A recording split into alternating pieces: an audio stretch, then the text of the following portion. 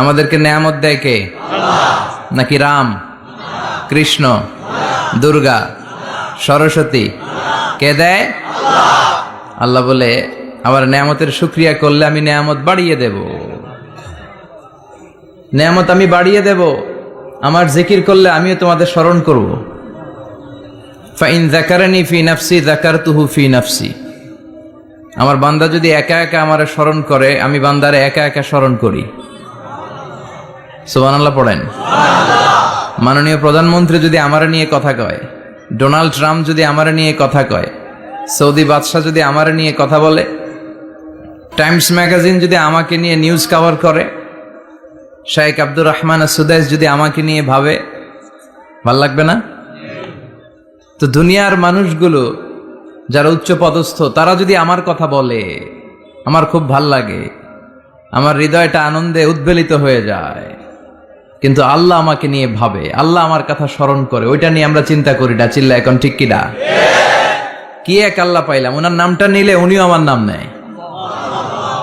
একা একা নিলে একা একা নেয়, সবাইকে নিয়ে নিলে, বিশাল বড় মহাসমাবেশ করে যদি আমরা আল্লাহর স্মরণ করি, আল্লাহর নাম নেই, আল্লাহ বলে যাকারতুহু ফি মালাইন খায়রিম মিনহু, এর চেয়েও বড় মহাসমাবেশ আমি জান্নাতে ফেরেশতাদেরকে নিয়ে করে আমি ওই বান্দাকে স্মরণ করা শুরু করে দেই। আমার বান্দা যদি আমার দিকে এক বিঘত আসতে চায়, শেবের, এটাতে আরবিতে বলে শেবের, এক শিবের আসতে চাইলে আমি বান্দার দিকে এক হাত এগিয়ে যাই। বান্দা যদি আমার দিকে এক হাত এগিয়ে আসতে চায়, আমি বান্দার দিকে দুই হাত এগিয়ে যাই। ওয়া ইন আতানি ইয়ামশি আতাইতুহু হারবালা, আমার বান্দা যদি হেঁটে হেঁটে আমার কাছে আসতে চায়, আমি আল্লাহ আমার বান্দার কাছে দৌড়ে দৌড়ে যাই। কি এক আল্লাহ আমরা পাইছি। ফাযকুরুনি ওয়াশকুরুলি ওয়ালা তাকফুরুন, আমার স্মরণ করো, আমিও তোমাদের স্মরণ করব। এজন্য আল্লাহ বলেন শুকরিয়া করো, নেয়ামত বাড়িয়ে দেব। কেউ আমাদেরকে নেয়ামত দেয় না, কেউ আমাদেরকে সুস্থ রাখতে পারে না, কেউ আমাদের মনের আশা পূরণ করতে পারে না, একজন ছাড়া। চিৎকার করে বলতে হবে, তিনি কে? আর যদি নেয়ামতের শুকরিয়া না করো, তাহলে জেনে রেখো আমার শাস্তি বড় ভয়ঙ্কর। আল্লাহর শাস্তির ব্যাপারে ভয় প্রত্যেক মুমিনের অন্তরে থাকার দরকার আছে না নাই? তুফান যখন আমরা দেখি, জলোচ্ছ্বাস যখন দেখি, ভূকম্পন যখন দেখি, থান্ডার, বজ্রপাত যখন দেখি, তখন বোঝা যায় যে প্রাকৃতিক দুর্যোগ, ন্যাচারাল ক্যালামিটি, ক্যাটাস্ট্রফি কত ভয়ঙ্কর হতে পারে।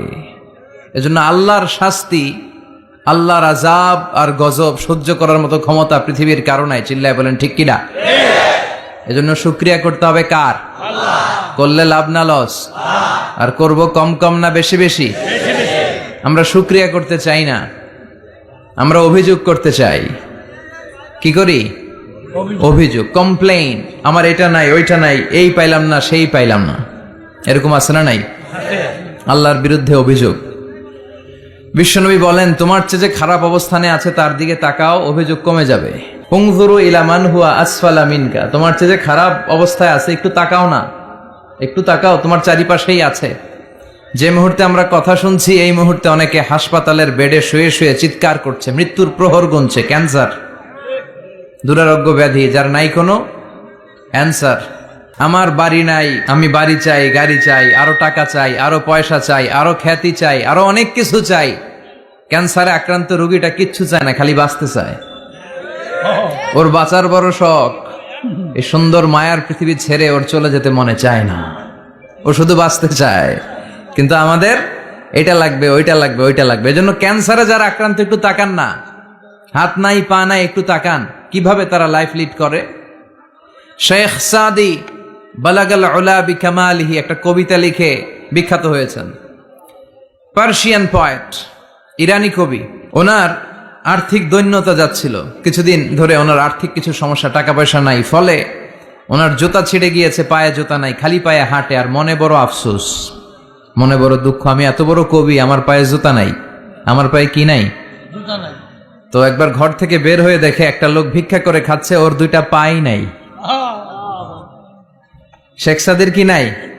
জুতা নাই। ভিক্ষুকের কি নাই? পা নাই। ভিক্ষুকের দশা দেখে সেজদায় পড়ে গিয়েছে, সেজদায় লুটিয়ে পড়ে আল্লাহরে বলে, আল্লাহ শুকুর, আলহামদুলিল্লাহ, বেশ ভালো আছি। এজন্য উনজুর ইলা মান হুয়া আসফালা মিনকা, তোমার চেয়ে যে খারাপ অবস্থানে আছে তার দিকে তাকাও। ঋণের বোঝা কাঁধে এত বেশি, প্রতিদিন বাড়িওয়ালা এসে তাড়া করে, ভাড়া দিতে পারে না, এরকম লোক আছে না নাই? গ্যাসের বিল দিতে পারে না, বিদ্যুতের বিল দিতে পারে না, স্ত্রীকে একটা শাড়ি কিনে দিতে পারে না, বাচ্চাদের 3 মাসের 4 মাসের বেতন ভাড়া জমা হয়ে আছে, দিতে পারে না। কত সুখে আছি আমরা, কত শান্তিতে আছি আমরা, শুকুর গুজার হতে চাই না, শুধু অভিযোগ আর অভিযোগ। আল্লাহ বলে অভিযোগ বাদ দিয়ে দাও। বিশ্বনবী বলেন তোমার চেয়ে যে খারাপ অবস্থানে আছে একটু ওইদিকে তাকাও, তাহলে দেখবে তুমি অনেক ভালো আছো।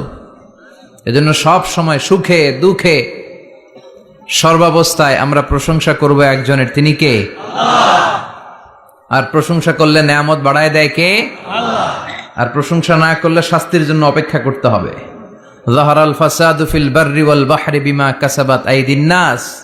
জলে স্থলে যে জলোচ্ছ্বাস, ভূমিকম্প, অগ্নিকাণ্ড, খরা, দুর্ভিক্ষ এগুলো চলে, এই মহামারী, নানা ধরনের নতুন রোগ, এগুলো আমাদের হাতের কামাই। এগুলো কি আমাদের হাতের কামাই। আমরা যদি আল্লাহওয়ালা হয়ে যাই, আল্লাহর জামিনে যদি আল্লাহর দিন কায়েমের চেষ্টা করি, আল্লাহর দেয়া কোরআন অনুযায়ী যদি জীবন চালাই, আমাদের জীবনটারও শান্তিময় করে দিবে কে?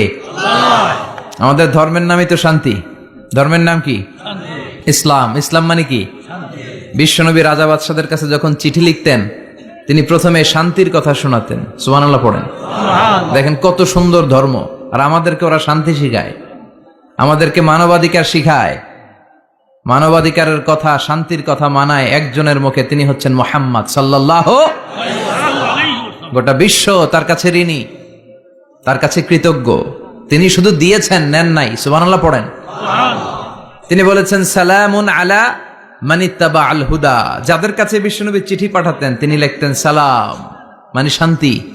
আমি আপনাদের খেদমতে সূরাতু আদ-দুহা তেলাওয়াত করেছি। এই সূরাটা মুখস্থ আছে না অনেকের? কমন একটা সূরা, প্রায় আমরা সালাতে পড়ি, মক্তবেই তো এগুলো শিখে ফেলছি, ঠিক কিনা?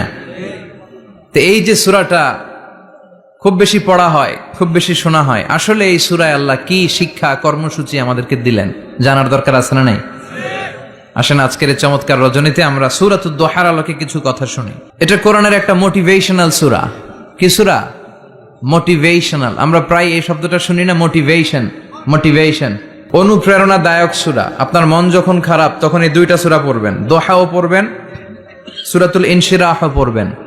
ইযা ইশতাদ্দাত বিকাল বালওয়া ফাফাক্কির ফি আলাম নাশরাহ ফাইন্নাল উসরা বাইনাল ইউসরাইনি ইযা ফাক্কারতাহু ফাফরাহ। আল্লাহ বলেছেন ফাইন্নামা আল উসরি ইউসরা, কষ্টের পরেই আছে সুখ।